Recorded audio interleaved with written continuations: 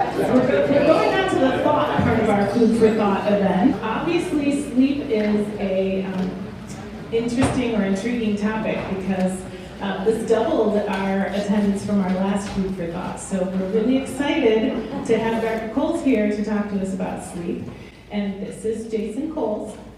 He is board certified in internal medicine and psychiatry.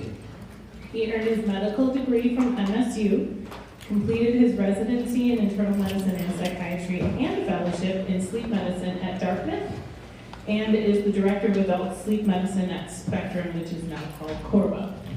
Did I get it all? But the really cool part is that he and his family attend Trinity. So Liz and Maggie are over in the corner. Audrey's not here. But Dr. Coles is going to share with us a whole bunch of things tonight about sleep.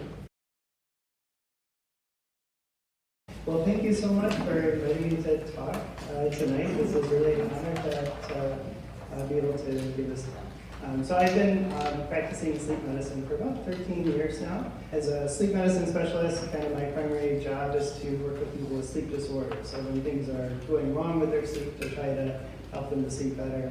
This talk is not so much about sleep disorders, but just the good part of sleep. So what sleep is for, and just to kind of walk through all the reasons that it's a good thing, essentially. What is sleep? So sleep is it's a basic drive of life. So similar to eating, drinking, reproduction. But unlike other drives, the benefits are not necessarily self-evident. So during sleep, the body is still, the eyes are closed, the muscles relax, and we lose consciousness. Thankfully, it's reversible loss of consciousness, but we're tuned out. So during this time, we can't gather food, we can't socialize, we can't find mates, can't protect our family and our children, and we can't defend ourselves from danger. This seems like that would be a pretty big mistake. However, all life does require sleep. Everything that's been studied that's alive seems to have a period of time that they don't move. And so this is a pretty, this must be a very vital function of our life, of life in general. And that's kind of the focus of this talk, is why it might be so vital. So the goals of the talk, so just to kind of provide an overview of sleep in general, talk about how sleep affects the brain, how sleep affects mental health, physical health, and then at the end, some strategies, how we can help to improve our own sleep, and how to know if something might be wrong with sleep. And definitely leave some time at the end for questions if you do have any questions about sleep in general. So sleep is not just the absence of wakefulness. There's definitely stuff going on in our sleep. The brain is very active, and we progress through all sorts of different interesting stages of sleep throughout the night. And all of those stages appear to be important. You may have seen this graph before of the different, how the different stages of sleep progress throughout the night. If you have any like fitness trackers, they often give you kind of a similar kind of a graph on your printouts. So we start awake, but we transition first into the most shallow stage of sleep, and that's called 1. During this shallow stage of sleep, we are asleep, we're not aware of the world around us, but if you wake somebody up right when they doze off into that stage of sleep, they'll claim that they were awake the whole time. And then it progresses into stage 2, and then ultimately stage 3, which is that really deep stage of sleep. So this is when the phone call comes in the middle of the night, you just can't wake up, you can't clear the cobwebs from that deep stage of sleep. And then you transition back out of that and go into your first episode of REM, and then that cycle repeats every hour and a half to 2 hours throughout the night. You see in the first part of the night, the first half of the night is when we spend most of our time in that really deep stage of sleep, the deep stages of sleep. And then in the second half of the night, especially right before we wake up, that's when we spend a lot of time in the REM stage of sleep. There's a big difference between REM and non-REM. And so REM is referring to the dream stage of sleep, and then non-REM is everything else. So memory and learning. While we're awake during the day, information is constantly being taken in, and it's put into this kind of short-term storage bank called the hippocampus. And this is kind of analogous to like an SD card that's in a camera. So it kind of fills up. It's limited. There's only a limited storage in the hippocampus.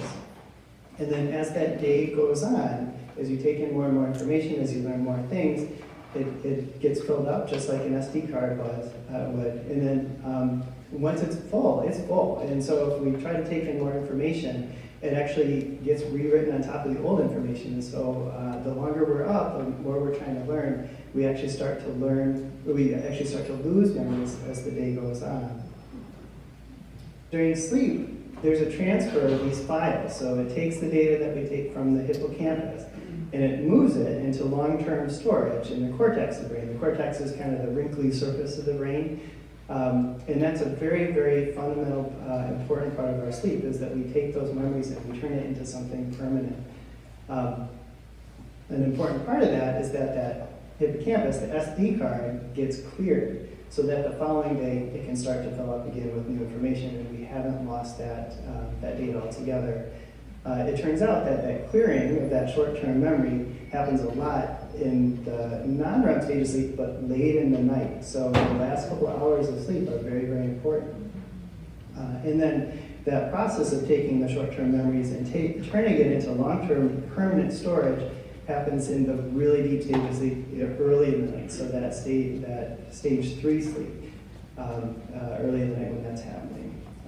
And if you can do this process, if you can take that memory, turn it into storage, you've got that memory now. So that's something that's available to you. And this has a lot of importance for if you're, like for instance, a student. So if you're trying to learn some information for a test, if you sleep before you take that test, you will perform 20 to 40% better. You'll remember 20 to 40% more of that information than if you just learned it that morning and took the test in that evening. You just don't have that permanent memory. Skills are also learned. Skill learning is also happening in sleep. So when we talk about skill learning, as opposed to like facts and knowledge, it's just like things that we do. So learning new music, playing sports, learning dancing, riding a bike, just any new skill that's acquired. We try it during the day, we try to learn it during the day, but then it gets transferred into parts of the brain that actually exist below our conscious awareness. So this is kind of an automatic process that happens at night. But for performance to improve, like for an athlete, when you practice during the day, the improvement does not actually happen until sleep can take that information and coordinate it and update the kind of the skill set that happens. And again, this is happening during non-REM stage of sleep, and especially in those early morning hours. And for this reason, if you're an athlete, it's way better to just get enough sleep at night than it would be to get up early and go to practice in the morning, because the improvement will be much better. And then REM, the dream stage of sleep, is very different altogether. So instead of being kind of in non-REM, it's kind of slow, coordinated waves that propagate across the brain. In REM, the brain is super active. So very similar to like wakefulness, the brain is just constantly firing, constantly active, maybe even more active than wakefulness itself. But in specific areas. So areas like the visual areas of the brain. So your visual areas are just lighting up, producing hallucinations that are ultimately our dreams. The motor area, so even though you're not actually moving, your brain thinks your body's moving and interacting in these dreams. Memories are being pulled from all over and incorporated into these dreams. And then emotions are very high in REM as well. So all these areas are kind of firing and going crazy. The one area that's turned off is a part of our brain called the prefrontal cortex. So that's like right in the front of our brains, right above our eyes. And this is the part of the brain that deals with logic, rationality, rules, all those things that kind of constrain everything else that we do. And so during a dream, the dreams typically tend to be stories, so it's a sequence of events that happens in our dreams.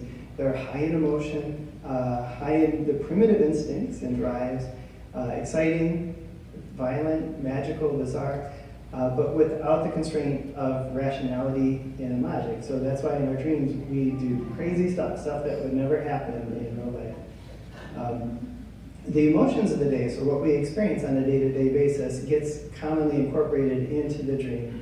but not necessarily the actual events of the day. So when we look at themes of dreams for a night, it would reflect the emotions of the day, but not necessarily what actually happened.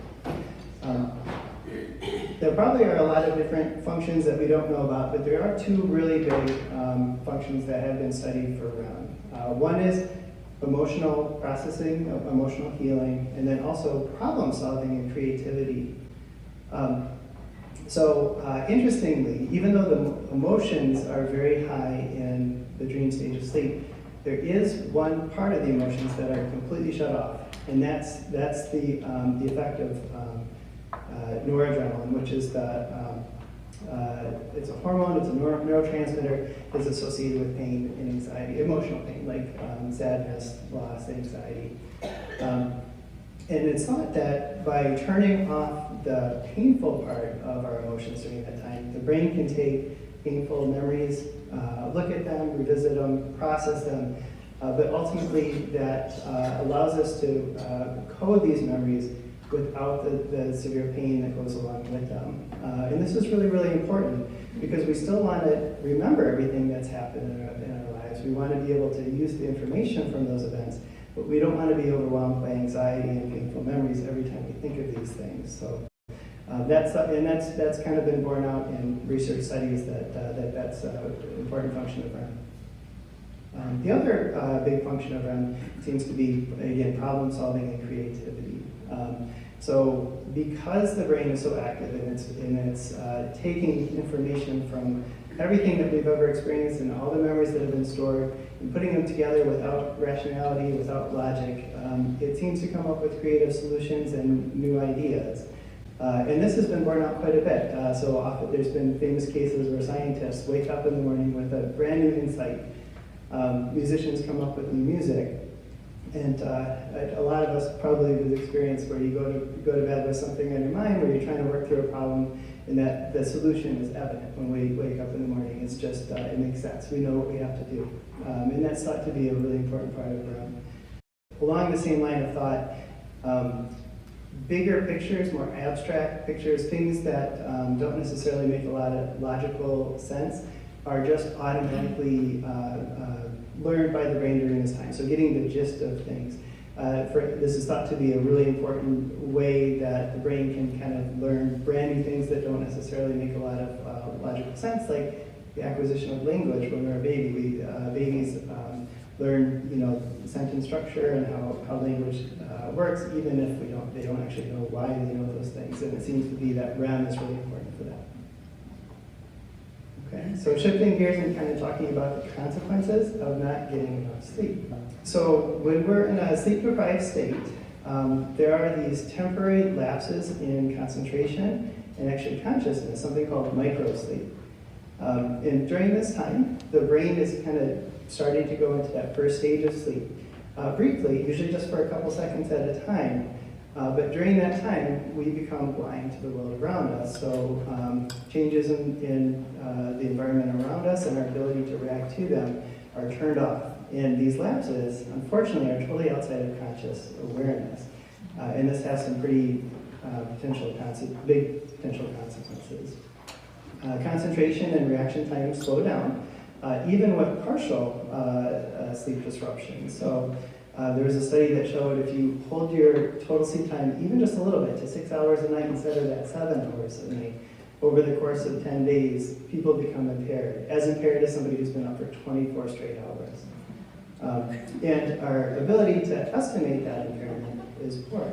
So even though we are impaired in how we do everything in our lives that we're doing, we don't realize how that impairment is affecting us. Even across a single day, we seem to be designed to be able to function for about 16 hours. At 16 hours, performance starts to drop off when you test people's abilities to focus and have reaction to things. And after 19 hours, that performance is as effective as somebody who's legally drunk. So, which brings us to car accidents. So, risk for car accident is about 3 times higher for somebody who's only slept 5 hours the night before.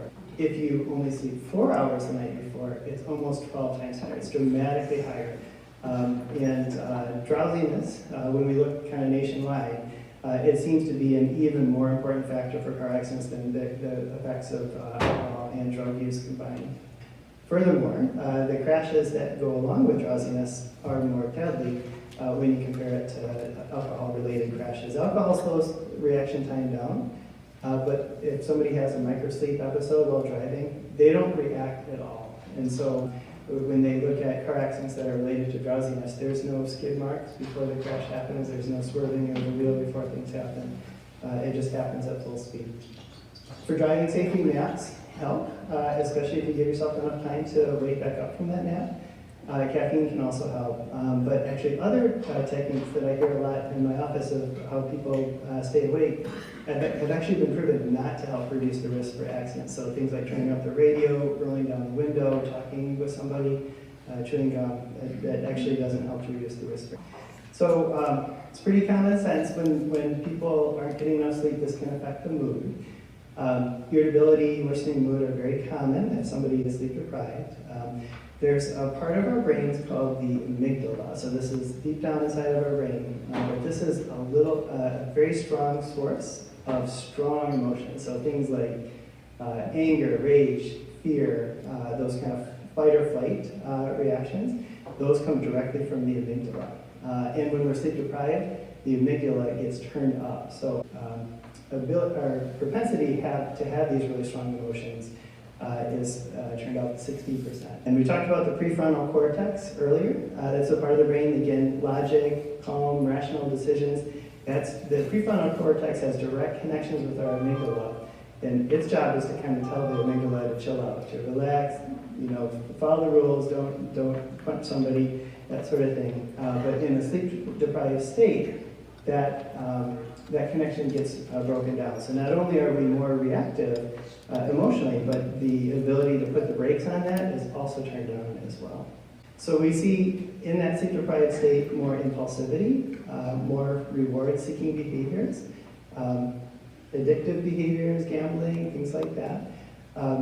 Again, without the strong influence of the prefrontal cortex to tell us not to do those bad things. So, emotional swings increase, both the highs and lows. So people sometimes get pretty giddy when they get sleep deprived.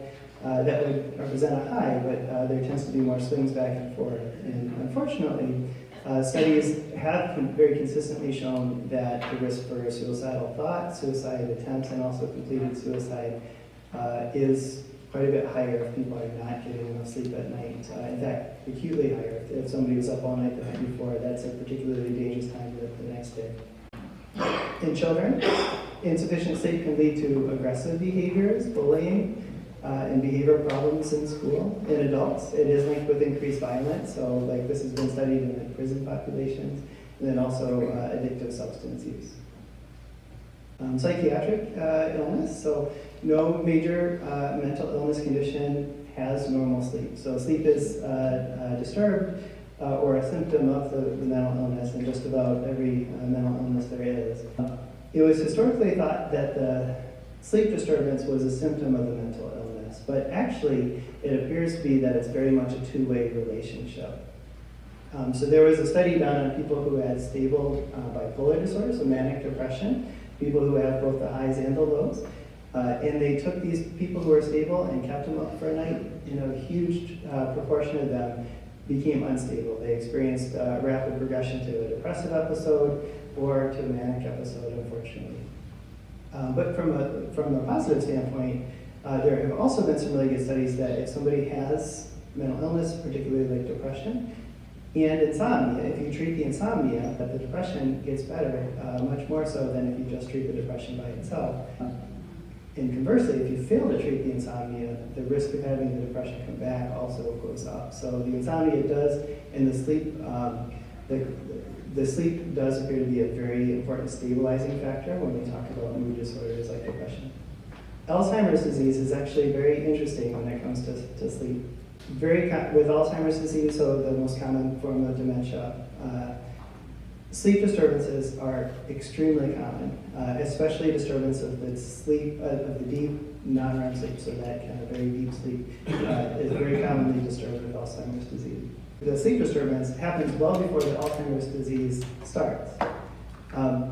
With Alzheimer's disease, the underlying problem is thought to be the collection of these plaques in the brain, something called beta amyloid, where these plaques get formed and surround the nerve cells, and that causes damage to the brain cells themselves. And a big area that this happens in the brain itself is the middle part of the frontal lobes of the brain.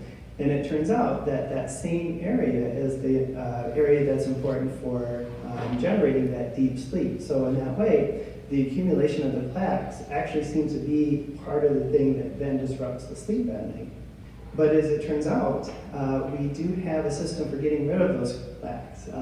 It's called the glymphatic system, and it's basically just the body's able to get rid of toxins and the plaques, and this system is very active in sleep, particularly in the deep stage of sleep. And so in that way, by not getting enough sleep, our ability to clear the plaques are also impaired, and that leads to even faster deposition of the plaques. It's now recognized that inadequate sleep, not getting enough sleep across the lifetime, is a risk factor for actually developing Alzheimer's disease. And there are some kind of preliminary studies that show that if you help people to get more sleep and you treat their sleep disorders, if they have it, Alzheimer's disease actually might be delayed for 5 to 10 years, and the cognitive, the dementia effects may be slowed. The loss of brain function might be slowed over time. So in this way, sleep might be just an essential part of Alzheimer's disease.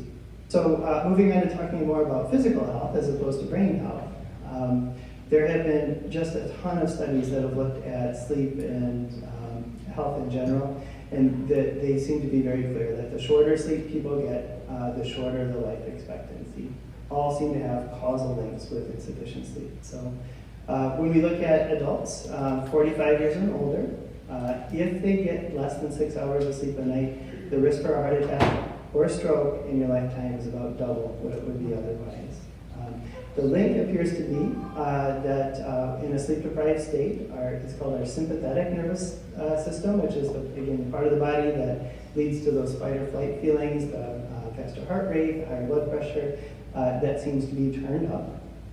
And over time, that's detrimental to our health. So also, the stress hormone cortisol becomes chronically elevated, and the healing hormone called growth hormone, which normally is released exclusively in sleep, that gets reduced.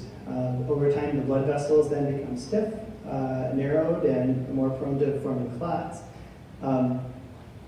Sleep at night very much counteracts the stress of the day and turns down the heart rate, turns down the blood pressure, allows the body to heal, and if we're not getting enough of it, there's some real consequences for that long term.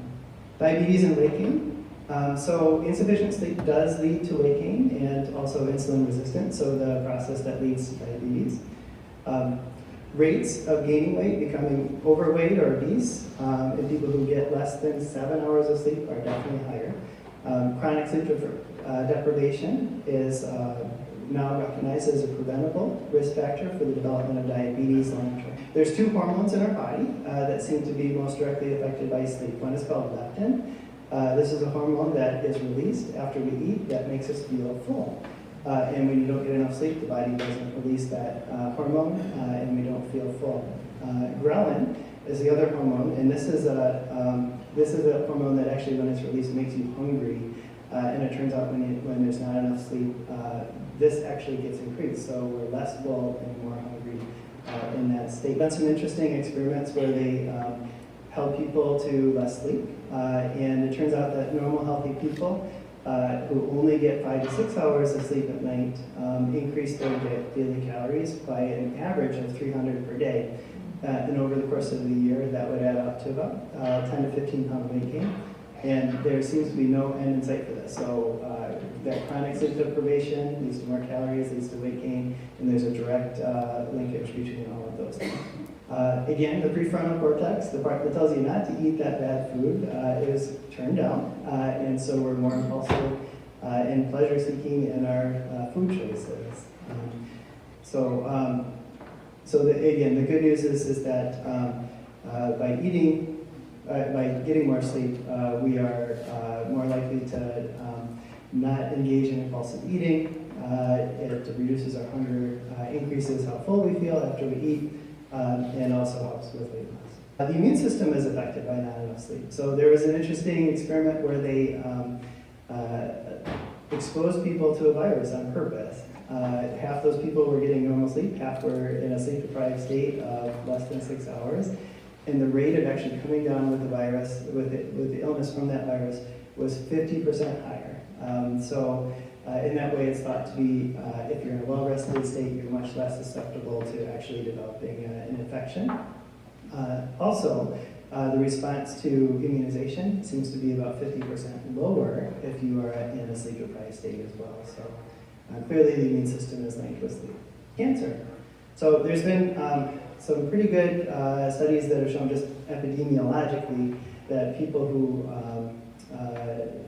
have a higher rate of cancer if they're not getting enough sleep. One of those was if they look at nighttime shift workers, so people who spend their lives going back and forth between sleeping day and night, they do have a higher risk for cancer.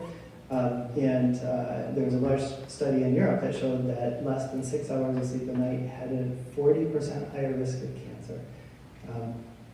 There's an immune cell called the natural killer cells, and one of their functions is to seek out and kill cancer cells that are first forming. Even just a little bit of sleep disruption, a little bit of sleep deprivation leads to a dramatic fall off in the number of natural killer cells that we have in our body. And then chronic inflammation that comes from not getting enough sleep also leads to, it helps to spread the cancer cells and helps them to grow quicker. But the positive news is that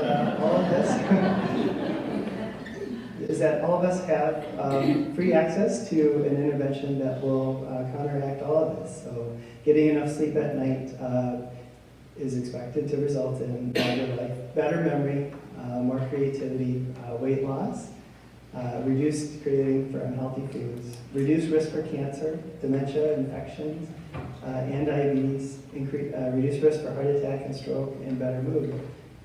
All we need to do is get 7 to 9 hours of sleep every night. Just a couple words on just promoting good sleep in general. So, and a lot of you have probably heard a lot of this, but having a very regular bedtime and wake time that allows for 7 to 9 hours of sleep at night is really, really fundamental. If we try to sleep at different times each night, our circadian rhythm, which is a really important part of our sleep, can't help us to get good sleep. Physical activity, exercise, is super, super helpful for sleep if somebody's not sleeping well, especially if you can get it in the morning. Alcohol, caffeine, and tobacco all directly negatively impact our sleep, so we try to avoid that. Turning the clock away. A lot of people will, the brain actually gets into a habit of waking up just to look to see what time it is multiple times throughout the night. And so the clock really works against us, so just turn it away. Having a cool bedroom that's dark and quiet is optimal. Eliminating the electronics. This is a big part of my job every day, is to try to talk people into turning the TV off and putting the cell phone away, just keeping the bed for sleep. Don't nap during the day, unless it's for driving safety. It's always okay for driving safety, but otherwise try not to nap. That does steal from your sleep at night. Also, if you're in bed and you're not sleeping, and you're getting frustrated because you're not sleeping, get up out of bed and do something else. Come back to bed again when you're sleepy, but it doesn't do any good to sit there in bed and not sleep. Okay? Just a word about sleep disorders. If you are getting enough sleep, you should feel well rested when you wake up in the morning. You shouldn't need caffeine. You shouldn't need to take naps during the day. You really shouldn't need an alarm to wake up. If that's not happening, that potentially is a concern.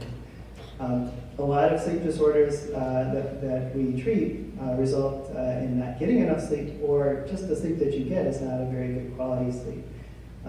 So if you're not feeling well rested, that is a sign that something's wrong. If you're not well rested and you are getting enough sleep, that's a sign that something's wrong.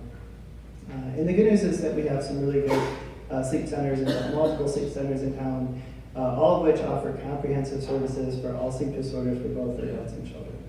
A lot of this talk was very heavily based on a great book that I can't recommend highly enough called Why We Sleep by Matthew Walker.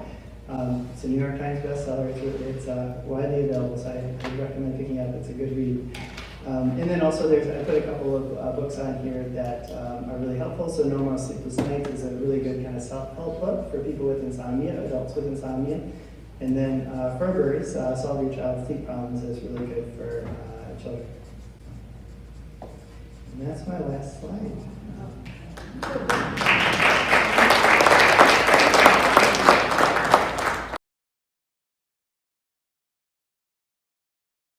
Yes? Is there such a thing as sleeping too much? Yes, so it turns out when you look at long-term life expectancy, the people who are healthiest and live longest sleep between 7 and 9 hours. So more than 6 hours, not more than 9 hours. If somebody sleeps more than 9 hours, that's potentially a problem, a sign of a problem too. So it might be a sign that there's another sleep disorder present or something else. So yes. Okay. What are your thoughts on melatonin? Great question. Melatonin is a hormone that our body makes at night. It does have effects on our circadian rhythm, so it helps to, like if somebody needs to get to bed before their body normally would get to bed, it helps you to get to bed sooner. And at higher doses, which is what most people take, like 3, 5, and 10 milligrams is a high dose of melatonin, a lot higher than our body makes. It actually has sedating properties too, so it can help people fall asleep. The concern with melatonin is that it does, because it's a hormone, perhaps it's affecting the other hormones in the body. There have been some studies that looked at like animal models, like rats, that have shown that maybe even taking melatonin can affect the pubertal development. And so there is some concern, especially in children. But that being said, it's definitely safe short term. It's been studied for sure short term. And for a lot of people it can help. And for me, it's probably the safest of any sleep aid that you could take. So if you're going to take something, that probably would be the safest. Yes, sir? There are some cannabis products being marketed as sleep aids. What are your thoughts on those? So there actually is a little bit of evidence that CBD and THC can provide some benefit with sleep. I can tell you I've had a lot of patients who've told me that it's helped their sleep. But just like any other sleeping pill that a lot of people take, it tends to stop working after a while. And then, of course, there can be some side effects from it as well. So, again, I do have some people who've told me that it's been very effective. We don't know for sure long term about how effective it continues to be and how safe it is long term. So I won't give you like a yes or no on that, but I would say just like other sleeping pills, it often stops working with things. So that's a good question too. So unfortunately, our deep sleep does get less and less as we get older. So sometimes there's not necessarily anything that can be done about that.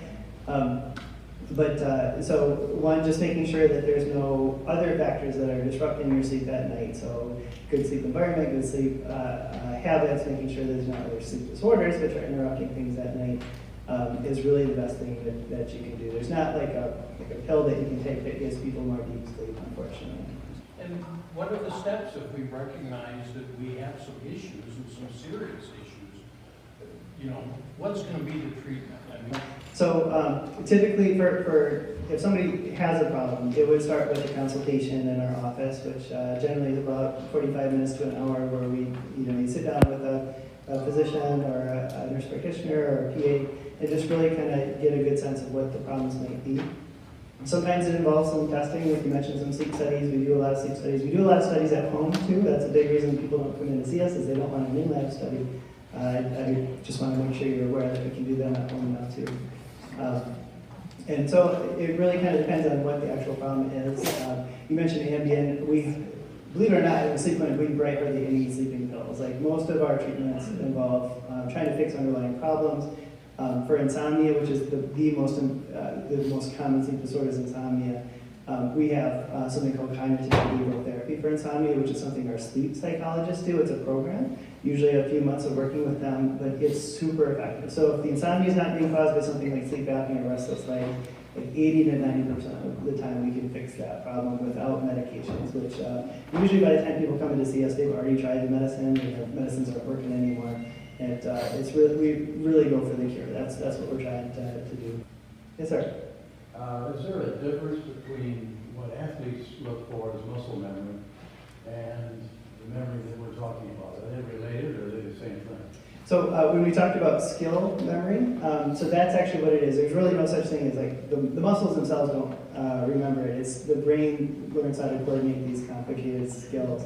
And again, that process of learning that, learning to golf, learning to play any sport, it's absolutely very much dependent on the sleep. The sleep is the thing that lets us learn that. So if I sleep in late, my score's coming down? Yes, yeah. In fact, there was I don't know if you're a golfer, but there was a study that showed that if people have a sleep disorder and they're golfers, and you treat the sleep disorder, the handicap comes down like 8 points. So it's very good. What are your thoughts on Inspire? Oh, great, yeah. So Inspire is, so you mentioned, yes, sleep apnea, and the questions are on Inspire, which is a new treatment. It's a surgical treatment. It's a nerve stimulator that gets put in and helps to hold your airway open while you sleep at night. We have a very big Inspire program at our clinic. We've had really good success with it. Almost everybody is much, much better with it. It rarely cures it, like a CPAP machine would cure it, but it's a really nice option for a lot of people, especially if they can't tolerate a CPAP machine. Yeah, those are great. So I highly recommend that. Yeah, it helps to drown out the background noise way better than sleeping with like a TV on or something like that. So yeah, we recommend them a lot. I think even something like a fan is really helpful. So even though the environment's not quiet, that's because it's kind of a neutral noise. Yeah, exactly. Yeah. Yeah. Do you have any, there's all kinds of sleep apps out there. Do you have any that you recommend? What do you think about those? There are a ton of really good ones. I'm sorry I don't know them off the top of my head. There's one called Calm, which is really good. I tried that out myself. It's really nice. So, yeah, but there's a lot of great stuff for sure, even like free apps. So. Do children require more sleep? For sure. Yeah, I didn't talk too much about kids, but there's at every stage of development, there's kind of a optimal amount of sleep. There tends to be more variability from one kid to the other. Than it is for adults. So adults are very solidly 7 to 9 hours. That's what we need. But for kids, most of like elementary school, even into high school, somewhere between 9 and 10 hours is optimal. For little kids, even more than that, like 12 hours. Yeah. To remember that we get around about every hour and a half throughout the night. It's interesting. The brain's going crazy. The memory parts of the brain are very active. But if we don't wake up from REM, there's complete amnesia for that dream. So we only remember the dreams that we actually wake up from. And so when people experience that they're dreaming all night long, that means they're waking up in multiple times throughout the night. So, but yeah, if you wake up any people in the middle of that stage of sleep, like we can see the brainwaves, you can see they're in REM, there's always some story, some dream, some experience that happens, and then of course they don't remember any of it except for the one that they woke up from in the morning. No, that's normal. It is normal actually to wake up a few times briefly during the night. But we would know it was abnormal if you didn't feel good when you woke up in the morning. If you had tiredness during the day, that's when we would know that there might be a problem, that actually might be a sign of an issue. The thing that controls the timing of when we sleep is called our circadian rhythm, and that's genetically determined. So usually people who like to be on that later schedule, that's kind of been their natural tendency their whole life. And that's normal. As long as you can sleep on your normal rhythm, that's okay. So there actually is a little dip in our circadian rhythm that happens in the early afternoon. So that afternoon siesta is actually biologically normal for a lot of people. What often happens is that people end up getting into this pattern where they get 7 hours overnight, then 1 hour during the day, or half an hour during the day during the siesta, and that's also totally normal. So everybody's normal, see? That's the exact way we need to end, I think. So can we all just please thank Dr. Coles for...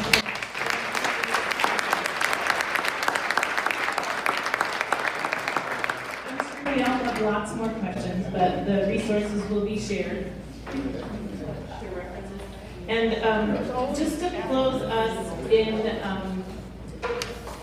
we talked a lot about mind care, and we talked a lot about physical care and how sleep all affects us, but I thought it would be really nice if we closed with a prayer. And all the time we did our Lent services, there was a beautiful nighttime prayer, and I would like to pray that with you as we close this evening. Lord, it is night. The night is for stillness. Let us be still in the presence of God. It is night after a long day. What has been done has been done. What has not been done has not been done. Let it be. The night is dark. Let our fears of the darkness of the world and our own lives rest in you. The night is quiet. Let the quietness of your peace enfold us, all those dear to us, and all those who have no peace. And the night heralds the dawn. Let us look expectantly to a new day, new joys, and new possibilities. In your name we pray. Amen. So sleep well tonight.